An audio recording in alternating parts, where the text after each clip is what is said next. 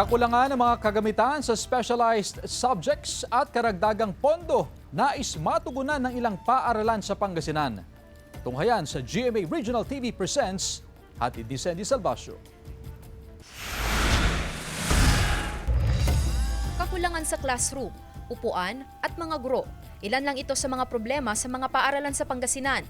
Isa na rito ang Pangasinan National High School. Kulang na kulang talaga kami sa facilities, lalo na sa mga laboratories for specialized subjects. Yung mga ginagamit na equipment or apparatus are medyo mahinang specification. Matagal na raw nilang hiling ang malawakang school maintenance, subalit kulang ang inilaang pondo sa kanilang paaralan. Bungad pa lang sa hallway at classrooms, tatambad na ang patsipatsing sahig dahil sa floor scaling. Sa bubong ng ilang gusali naman, makikita ang nababaklas at nangangalawang ng roof skirt na maaaring bumagsak pagdating ng malakas na ulan o hangin. Sa Mangaldan National High School naman, unti-unti na raw naaaksyonan ng DepEd ang ilan sa mga problema. Ang kakulangan sa silid-aralan, ngayon, magpapatayo na raw ng 12 bagong classroom sa Manghay. Ang kakulangan naman sa guro, napupunan na rin simula noong naglabas ng 16,000 teaching items ang DepEd Central Office para sa school year 2026-2027. Tapos na rin ang phase 1 ng inaayos na drainage system na solusyon sa pagbaha sa paaralan.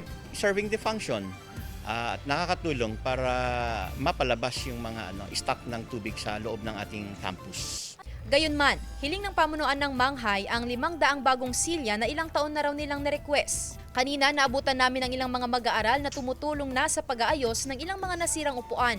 Paulit-ulit nating itong nire-repair at hindi po tayo nabibigyan ng bagong supply ng mga upuan. Sa darating na SONA ni PBBM, hiling pa rin ng ilang Pinoy ang pagpapaigting ng mga programang pang-edukasyon at pagsusulong ng dekalidad na edukasyon sa bansa.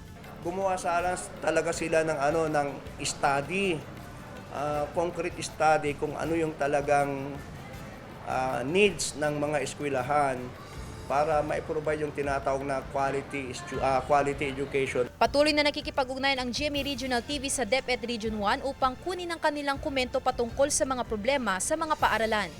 Kasama si Daryl Peralta, Sandy Salvacio, One North, Central Luzon.